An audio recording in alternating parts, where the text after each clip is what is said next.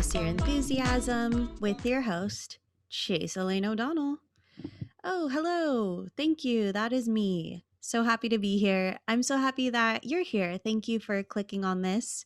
I really appreciate you. I hope that this is going to be a wonderful week for you. I've mentioned this before, but I've really enjoyed reading all the comments and messages you've been sending. It's been inspiring me to keep going on what I've been doing. And if you don't know what I'm doing, and this is your first time here, this is a self-accountability experiment podcast where each week I hold myself accountable to stick to a habit that I've always said that I want to do, but never really follow through on.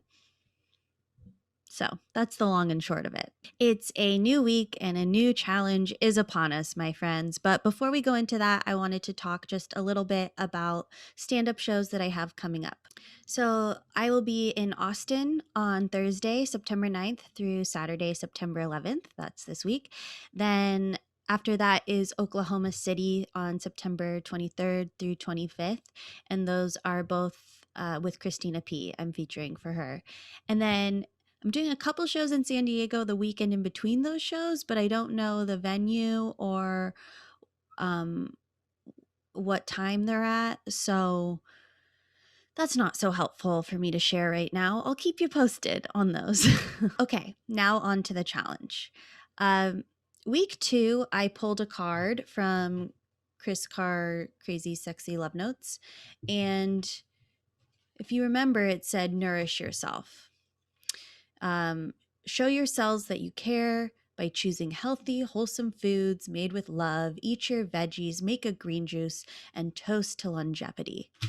So that had nothing to do with my week 2 challenge, which was staying off social media, but it actually has a lot to do with this week's challenge, which is cooking every meal at home this week. That's it. That's the end of the sentence. I chose this challenge because I love to eat. It is my favorite thing to do, perhaps besides sleeping. I'm really just a creature of comfort. I don't like to exert energy if I don't need to. Anybody who else? A lot of times it's just easier to order in food than to cook it myself. Actually, all the time. It's obviously easier to do that. There's no cleanup. There's no work involved. Not to mention, I'm not the best cook. I mean, I can make a mean grilled cheese, and I can make a mean avocado toast. I can make some good shrimp. Lately, I've been making some good shrimp. But other than that, it's usually tastes better when I go out to eat or order it in. So it's not like I order in or go out to eat every day of the week. I'm trying to think for like comparison. Last week, I ordered in on Tuesday. I went out to eat on Wednesday, and I went out to eat on Friday. So that's a good amount.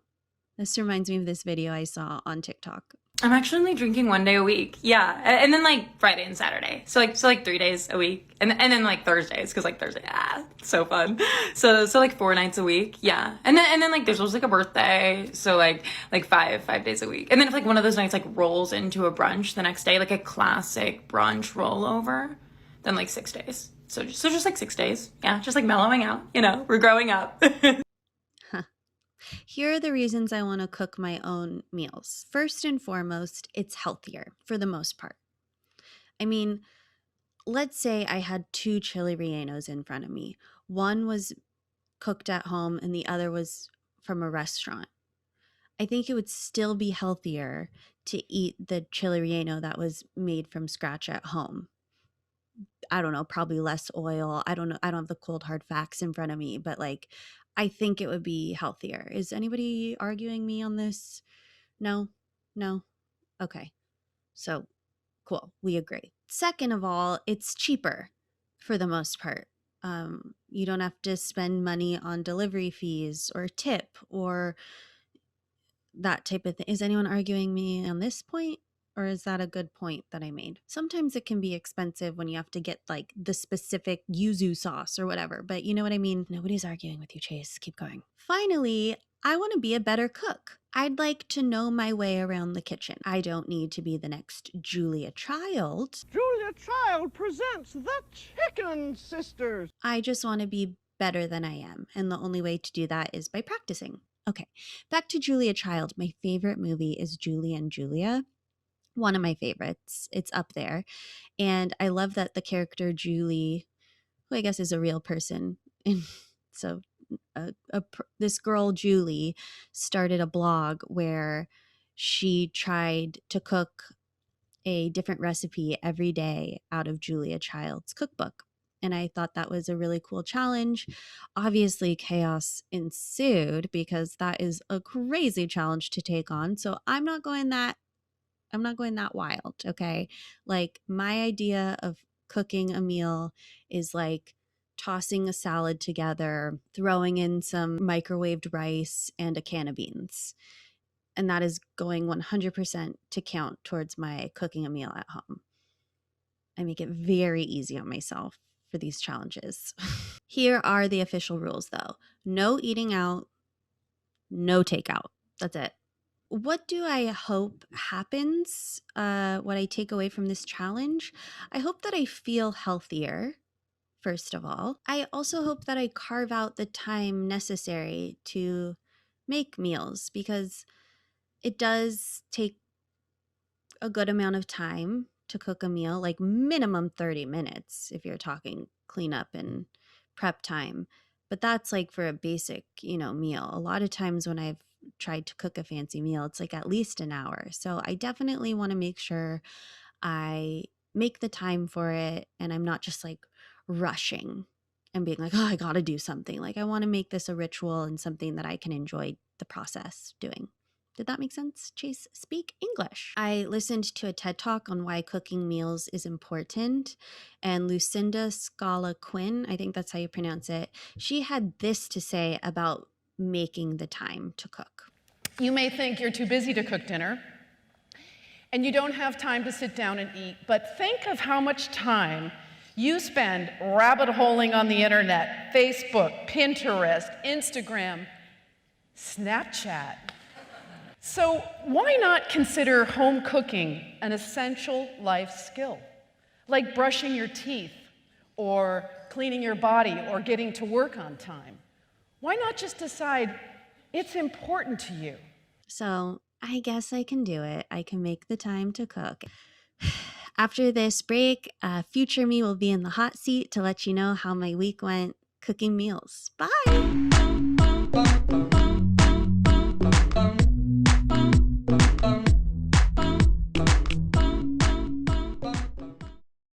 I got this.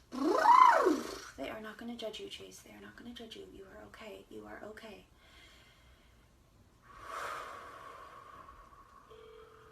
Are you calling? Yeah, I'm calling now. I'm calling right now.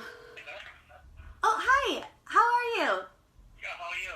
I'm good. Thank you. I'm calling to see to place an order for takeout. Okay, hold on a minute. Okay, thank you. It's a New York number. Do you think it's my agent? I think I have an audition. Oh my god, it's my agent calling, I think. Hello? Oh, yeah, I'll be right out. I forgot I ordered. Okay, yeah, cool. This is so much better than an audition. I'm really glad it was the Grubhub on the line. Hello, it's me again from the future, here to tell you how I did cooking my own meals every night this week. It went fine. All right, cool. See you next week. Thanks for tuning in. Bye. Just kidding. I'm going to elaborate. Can you believe that? What if I was just like, see ya? I would never. I'm going to elaborate. Day one was rough for me. I had a really hectic day. I was running around. I don't even know doing what. Like, I was a guest on a podcast that took like 2.5 hours, and then I was like doing all these things that had to get done. I'm not even working on Curb Your Enthusiasm right now, so I have all this free time, and yet I still fill it up with so much. So I was really frustrated with myself, to be honest, that I was that busy. Anyway, I was running around, and then I had a birthday like dinner that I was going to at night, and I was planning on bringing my own dinner since it was a picnic, and I didn't make the time. I was so late, and I had to literally just run to the market and I picked up like avocado sushi rolls. And I failed day one out of the gate, failed. But I stepped it up after that because I was mad at myself. I was ashamed. So then I kicked it into high gear. And what I did was I started planning out ahead of time what I was going to be making that day. And yes, that's right. I planned out the day, not the week. In hindsight, I should have made a meal plan for the entire week, because what I ended up doing was like figuring out what I wanted, and then I'd go to the market. Luckily for me, I live a 3-minute walk to Ralph's. So I kind of made it like this daily ritual where I would pick out what I was going to make and then go to Ralph's and get the ingredients and come back. But I could have saved myself so much time had I just planned it out, just one trip to the grocery store. That's all it needed to take. I like to do things the hard way. I like the drama of it all, right? Like, oh, God, I gotta go to the market. Like something subconsciously, I like to really just spread myself thin. I made some pretty good meals this week. Enchiladas. They don't look so good, but I did it. For breakfast, these are homemade vegan pancakes. Lo mein noodles, broccoli, kale, shrimp marinating, and veggies roasting. The banana gluten-free vegan pancakes were not good, but the rest of them were pretty good. My favorite was the enchiladas that I made. It was a recipe that my aunt sent me because she's a phenomenal cook, so I asked her to just send me some recipes. The other recipes I found on Pinterest, of course, because I love Pinterest. And then also I watched a lot of YouTube videos of influencers being like, this is what I eat in a day. I literally eat those videos up. I tried to copy what they eat in a day, and it's fun. Here was my issue with cooking everything myself. The recipes tend to be for multiple people. So I should have had lots of leftovers. I had no leftovers. I would go back for seconds and thirds and fourths until there was nothing left. So I was like really full all week. I think my challenge moving forward should be small portions. Just eat for one person. I like to eat apples and bananas. I like to eat until I'm so full that I have to unbutton my pants because they don't fit anymore because I ate so much. Because in my mind, I'm like, there'll never be another meal for me ever again. But I very well know that there's going to be another meal in like 2 hours. You know the song, sing along. I wrote that.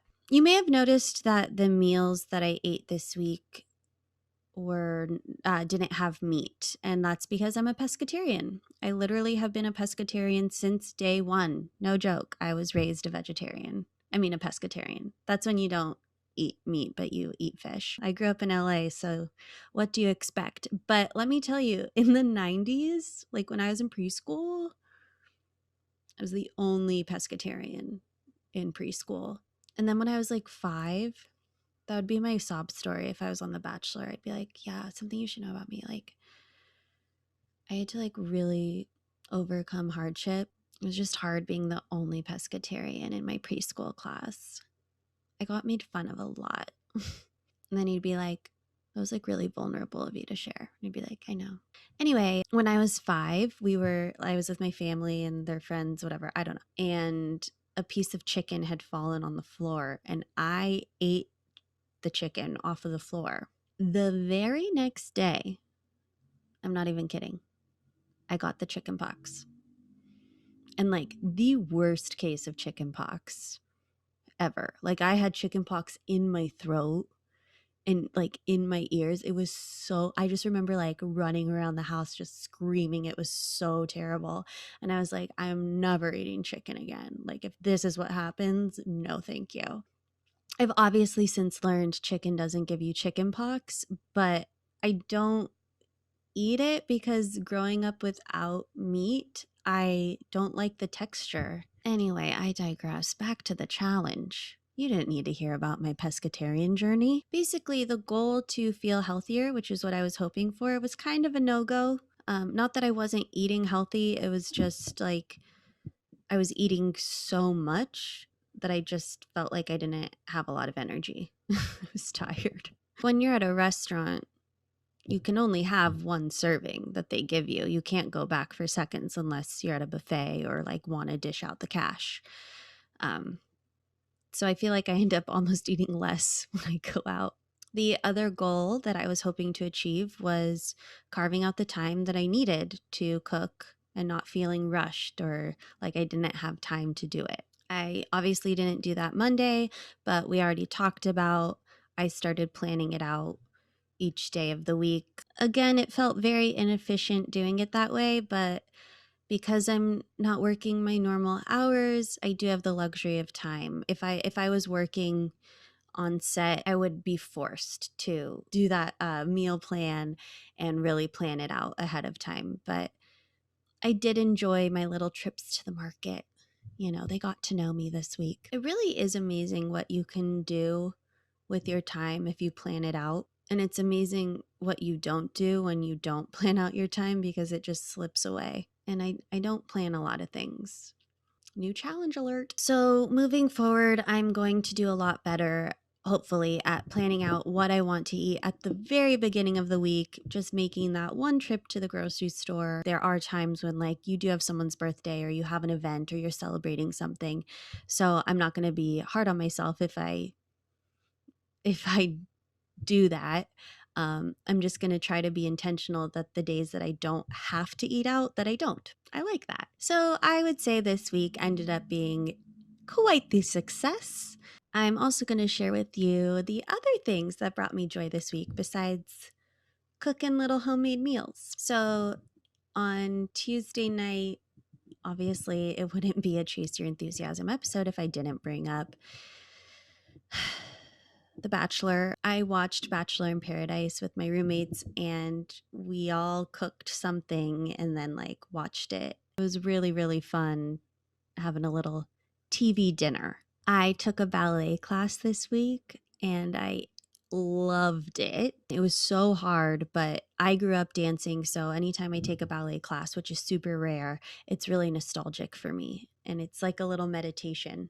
But it's also challenging and stimulates your brain because you have to memorize combinations so fast. So, like, it's a workout and it's all sorts of things. But oh my gosh, I left the class just being like, this is fun. I need to go back. Speaking of meditating, I have noticed that there's been more times throughout the day where I'll pause and go, hey, Chase, enjoy this moment because you're never going to get this moment back.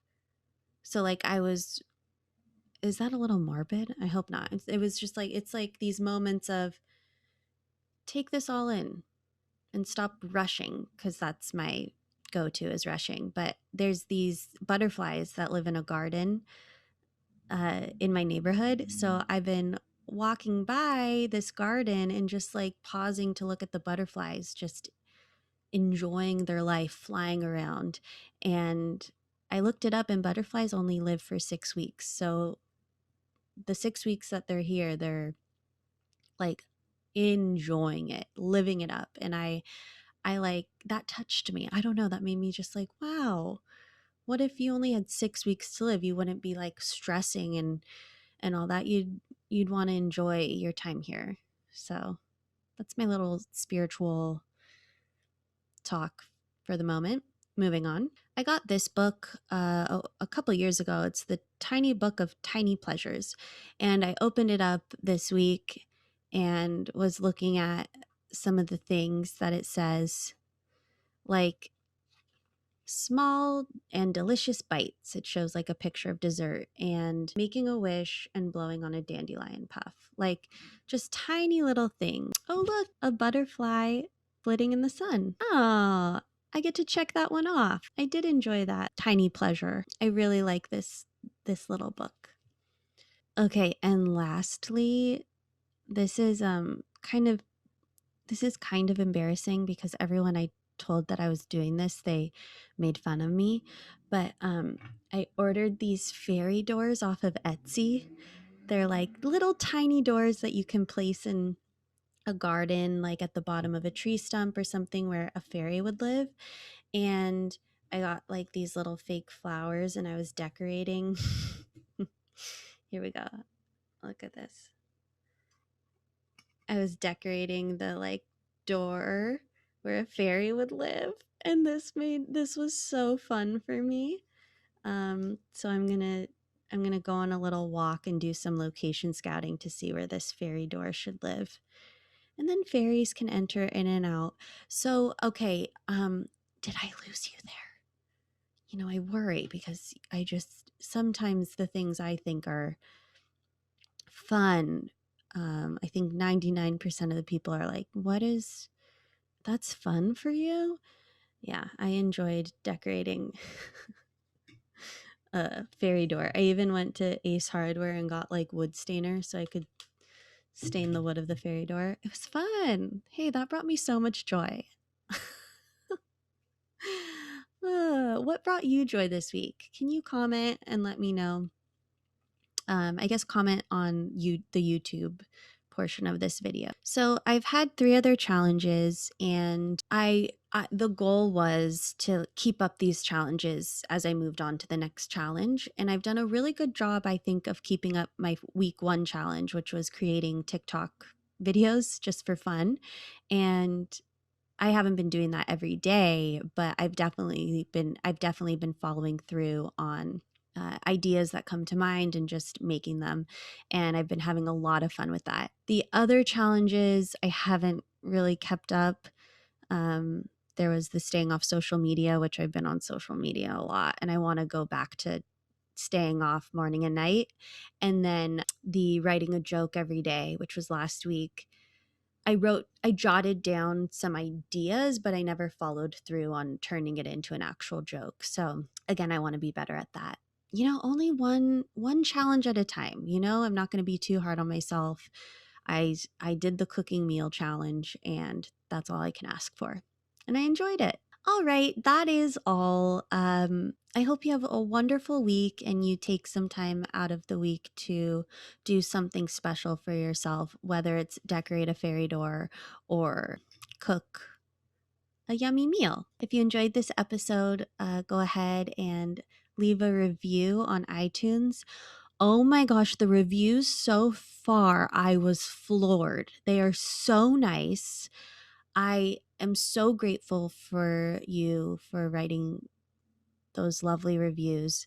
I think we have, I don't know, we don't have too many reviews yet, but I hope to get to 100 reviews. That's my goal. So if you want to share this episode so we can continue growing the community, that would be great.